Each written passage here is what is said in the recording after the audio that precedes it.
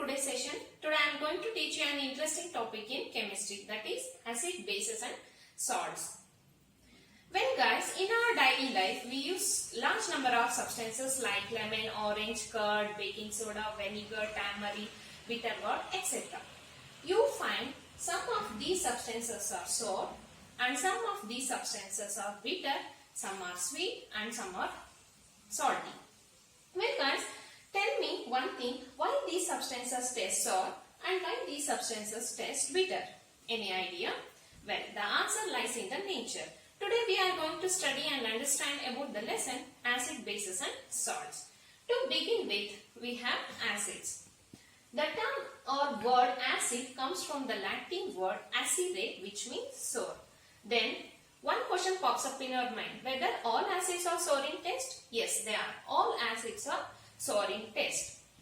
But the intensity of sourness may vary in different acids.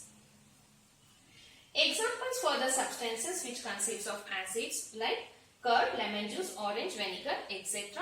and some other acids which we use in our chemical laboratory like hydrochloric acid, sulfuric acid, nitric acid, etc. All these acids are sour in taste.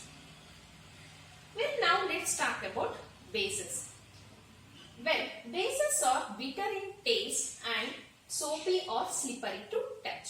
Well, take an example of baking soda.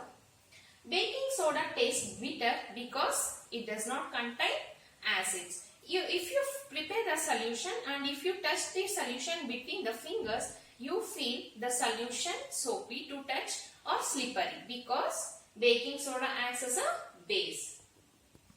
Bases in other words is also called an alkali. Why it is also called an alkali? Bases when added to water gives foam and soapy to touch. So here you can say that bases are mild bitter tasting compounds. They are soapy to touch or slippery to touch. Examples for bases like washing soda, baking soda, quicklime, sodium hydroxide, potassium hydroxide, calcium hydroxide and many more. Well, now tell me one thing, what will happen when an acid and a base come together? Will the solution explode or something else? Yes, that's something that we already know. When an acid and base come together, it forms water and salt. Imagine if you are given a strong acid like hydrochloric acid and a strong base like NaOH. So what will be the reaction then? The reaction is water and NaCl. NaCl is nothing but common salt or sodium chloride which we use in our daily life. So here when acid and base come together, they form water and salt. So this is the generalized reaction which you remember. So this is what we call it as neutralization reaction. The neutralization reaction is nothing but a chemical reaction in which then acid and a base react together to form salt and water. So this is about neutralization reaction. Well guys, how will you identify whether the given substance is acidic or basic? Can we test it every time? No. If you are given a concentrated H2SO4, however you are supposed to know its nature, so tasting the solution is out of question. Well, here comes the indicator. So the given solution has to go and a few tests. So the substance used to check whether the compound is acidic or basic is called as indicators. So how these indicators work?